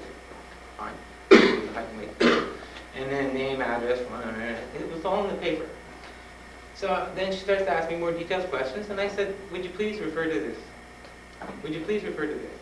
Would you please refer to this? She's not referring to it. I'm getting pretty pissed. She keeps going. She gets to recreational drugs. She said, do you do any recreational drugs? I said, no, I don't. You don't do any recreational drugs? I said, no, I don't. She says, you don't smoke a joint or like snort some cocaine? And then I got really pissed off and I said, no, I did before the age of 22, all the drugs you want. But now I don't, you know? And she went, doesn't do drugs. Like this, how I was treated. It got worse. Finally, I kicked into an anxiety attack, which I never had in my life. It's when you can't breathe and you need food. And I ran outside, got my sister, she helped me out, and sat me back down. She leaves. The doctor comes in, he says, he has my chart now. She wrote all those things down, right? An hour and a half. And he says, height and weight. I'm like, what is this? Did I turn into a midget, like in 4 minutes? So, I go, okay. So he's starting to do the question thing again. And I'm going, but she just did it. And he's like, I'm getting closer to his face. And I'm going, she just did it. Like, don't do this again, you know? Like, I'm not doing this again. So now he wants to give me my results from my blood tests. In the blood, it's a very complicated biological stuff that you have to have within white blood cells, 150 to 200 of these, and you know, whatever. He's going, oh, those are a little low, those are a little low. And I'm going, I don't want to hear this. I can't take it in, and I don't care. Like, get on with it, you know? So he goes right to the end, tells me my count, 35. Like, I'm like, oh, good for prepping me up there, buddy. So he says, okay, take off your shirt.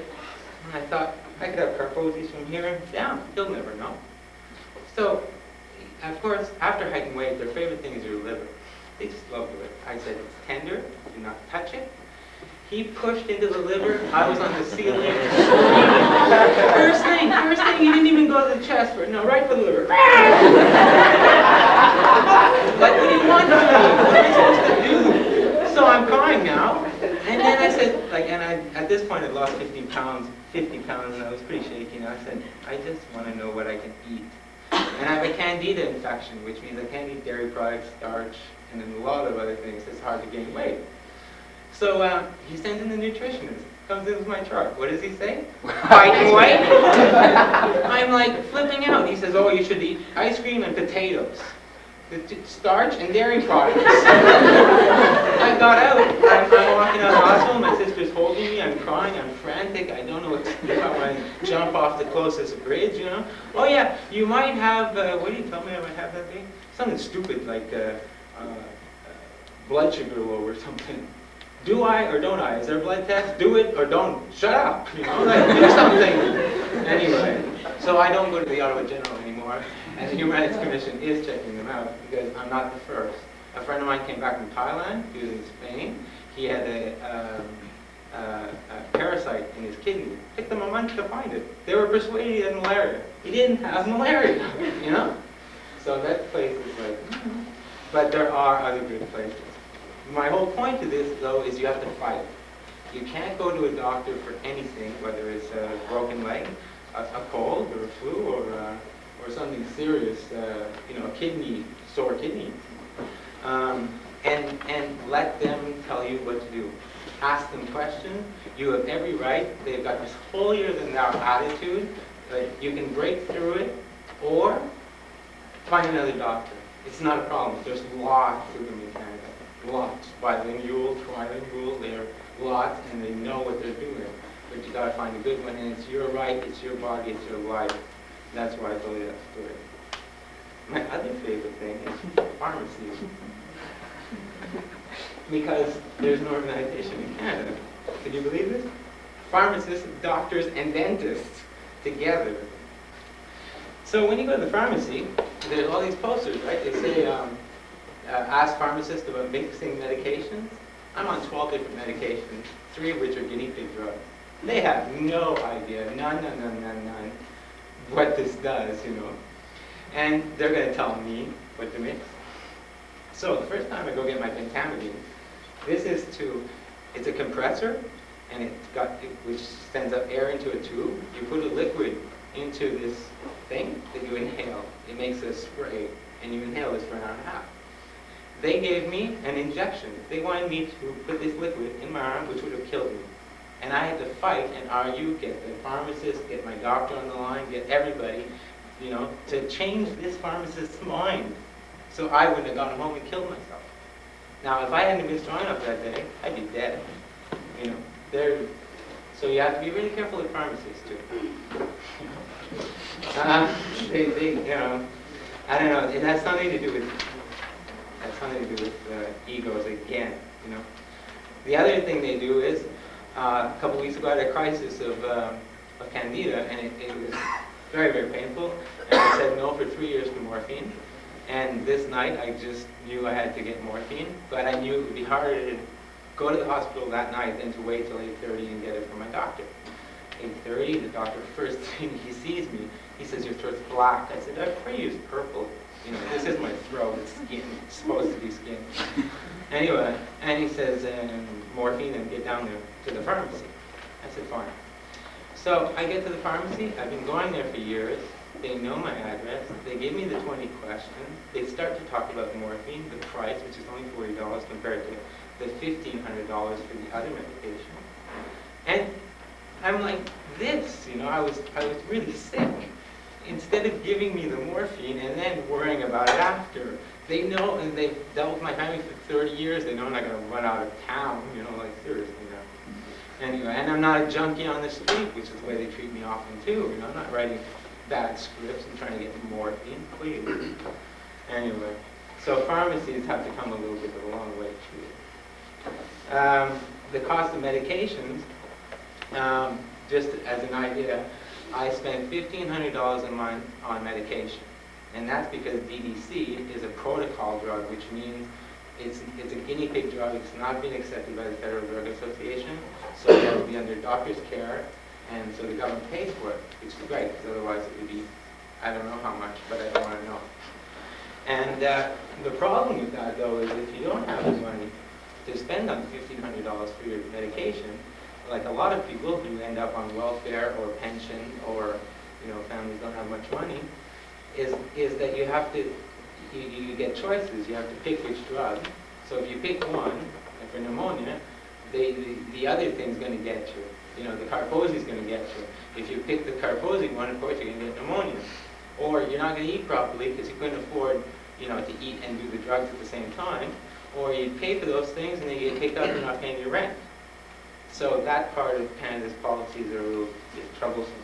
Next year they're coming out with, it's in the legislation, a bill called Catastrophic Illness Bill. So it's somebody who has a catastrophic illness will be covered completely, which is a good thing.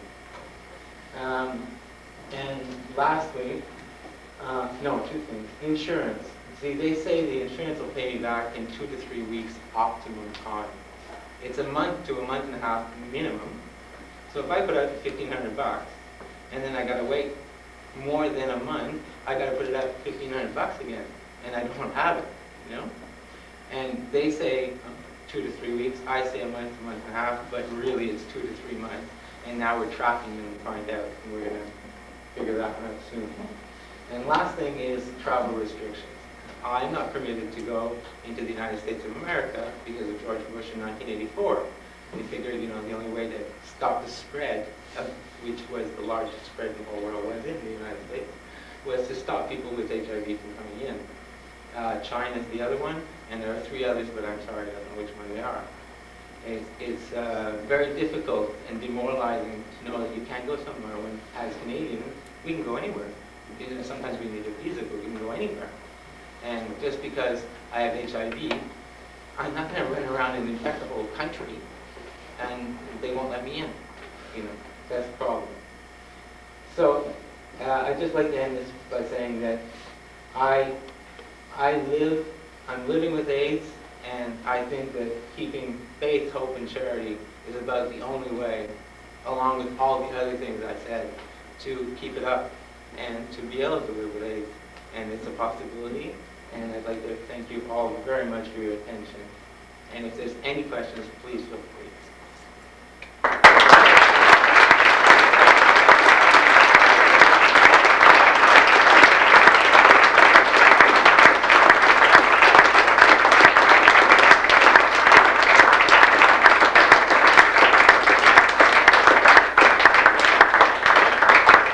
Anybody have questions? Yeah.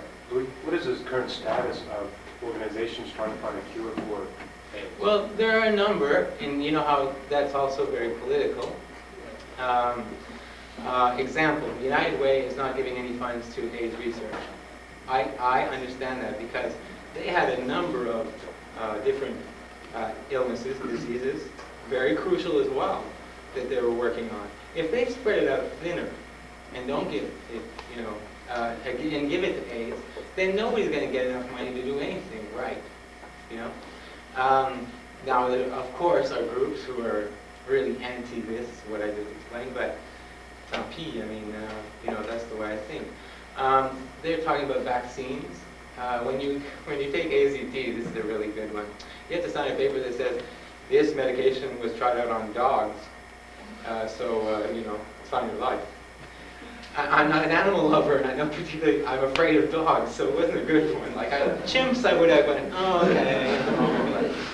But dogs, like that's, and DDC, wasn't even tried on anything. What do AZT and BDC do? Okay, AZT, there's, let's say there's 100 cells in your body, and let's say 20 of them are infected. It goes in and kills 5, but it doesn't know which are infected and which aren't. So it could be killing 5 bad ones, or just 5 good ones. So it's pot luck. What they did with DDI and DDC, especially DDC, is it figured out which ones were the bad ones, but they can't get them all. It doesn't work that way. They're reproducing faster than they can go get them. So now the new drug is supposed to trigger, if I have this right, is supposed to trigger the cells that protect, that they would wrap around the ones that are infected, and then you'd still have them in your body, but they wouldn't be able to go reproduce and screw up your immune system. And that's, don't want to get more technical than that. I don't feel comfortable enough to get more technical, but that's basically how it works. And the one thing I'd like to add is, a lot of people don't know this, that if you are HIV positive and you sleep with somebody and you get, again, unprotected sex, and they give it to you, you can get it again, you can get more. So the first time around, you might have had not enough to trigger anything. But if you did it a second time and you got more and you got just enough to trigger it all off, you're up to free, or you're in for some serious paddling. Where? You? Yeah. Oh. I thought you were pointing. Sorry. How should somebody react if they come across with somebody with AIDS or know somebody or has a family or friend? Well, like nobody wants pity. There's a few who want pity, but that's too bad. In some days you do want a bit of pity, but normal. Like you should treat a handicapped person, like you should treat anyone. They're people. They just like have to do something else to get through the day than the average person does. Like I said, about the 4 leaders of saliva, so you can certainly hug, you can give them a kiss on the cheek, it's no problem. You can give them a kiss on the mouth unless you were there for a long, long, long, long time. That's okay too. I had a friend who was dying, and he was down to 98 pounds, and he used to be heavier than, he was about 200 before. And he was full of sweat, and all he needed was to be held, in bed. And so I lay down and I held him, and I was HIV, and he's, got a full-blown, and I'm going, and he's sweating right through, we're sweating. And I'm going, well, it doesn't work that well. And I really helped him that day because that's all he needed. He couldn't deal with anything. One of the worst infectious diseases you can get from a low immune system is toxoplasmosis, which attacks the brain, and it makes you really mean. And it's really unfortunate. And hopefully the people that are surrounding people with AIDS understand this, because it's not you anymore, it's toxo that took over. Toxo is a short form for it. And you get really aggressive and mean, and it's, you know, people that come in contact with a friend or a family member or an acquaintance who has AIDS, and they're being mean, often maybe they just have toxo, and you know, just try and pull all the compassion you have out to just, you know, deal with them that day, and they'll be okay, hopefully. Good question. Any other questions? Yes? Do you actually feel like a lot more physically disabled than you used to be? A lot more? Well, yeah, I know. Completely. Yes. Like, see, I'm always shaking inside. Like, I'm never 100%, you know, and that annoys me to no end. You know, I used to, like, lift stuff. I used to tons of clothes. I moved around tons. I mean, literal tons.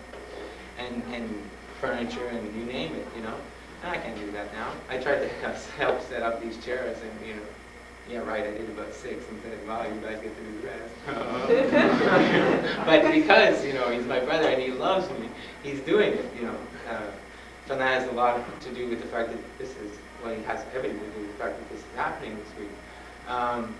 And that's the kind of people I'm surrounded with. But, you know, I'm more tired. This is, that's one of the problems. I look okay, you know, but I'm going to go back to that hotel and I'm going to crash, you know, and I'm not getting up till tomorrow, you know. I want to crash. I'll watch some TV, I'll sleep a couple of hours, wake up, eat a bit, sleep, you know, hopefully nothing kicks in, and make it through the night, you know. It's a very difficult thing to explain. That's the Lazarus theory I was trying to say earlier, you know. You're like this. I keep getting raised from the dead. You know. I'd like to add too that I was raised Catholic, and I had my, you know, beliefs or whatever before, but spiritually I'm much further and stronger by millions of miles than I was before, because you have to. You know, when 12 of your friends, 2 of which were partners, 8 of which were close friends, die, and either over a year and a half or in 2 weeks, you really learn to deal with it. And a lot of times their families abandon them, or they came in 3 days just before. 3 days, you know. Oh, my son's dying. What can I do? Get out, you know. You weren't here before. I don't know why you're here now. Sorry, I have a problem with that. You know, that's also part of why, if ever the person has a disease, whether it's cancer or any MS or anything, they should tell their families and friends, so that their families and friends can do something beforehand and not get caught at the last minute and finding out that, oh, he had AIDS, and then not being able, and spending the rest of their lives feeling guilty about not having the help. You know, that's the faith and hope and charity thing. Just one more thing. Yeah. What's the red thing? Oh, yeah, great, thanks. It's just, it was started at the Oscars. It just means AIDS awareness. And last week was AIDS Awareness Week internationally. Quebec missed it because César, which runs in Montreal, there's something wrong with the operation there, and they completely missed it. And I spoke to friends in Rome and in Paris and in San Francisco and Ottawa, and we had all huge red ribbon campaigns. And so I wear it. Now I will be wearing it all the time. Mine's a little obnoxious, but Philman's is you know, much easier to wear. And it's just so that, you know, maybe if you see it, you know, and maybe if you're on a date, you see it, and you make you think, you know, that's all it is. It wasn't for anybody in particular. Anybody else have a question? Well, on behalf of everybody, again, I'd like to thank you very much for your time and wish you the best of luck. Thank you. Thank you.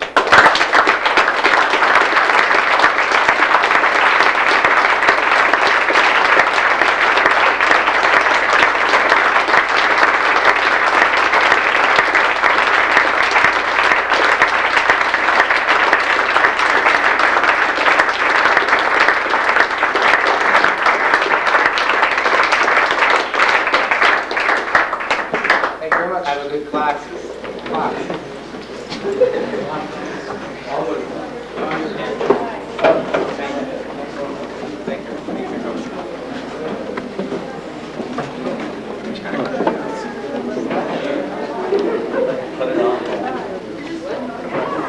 Tom, we have priest in 6 minutes.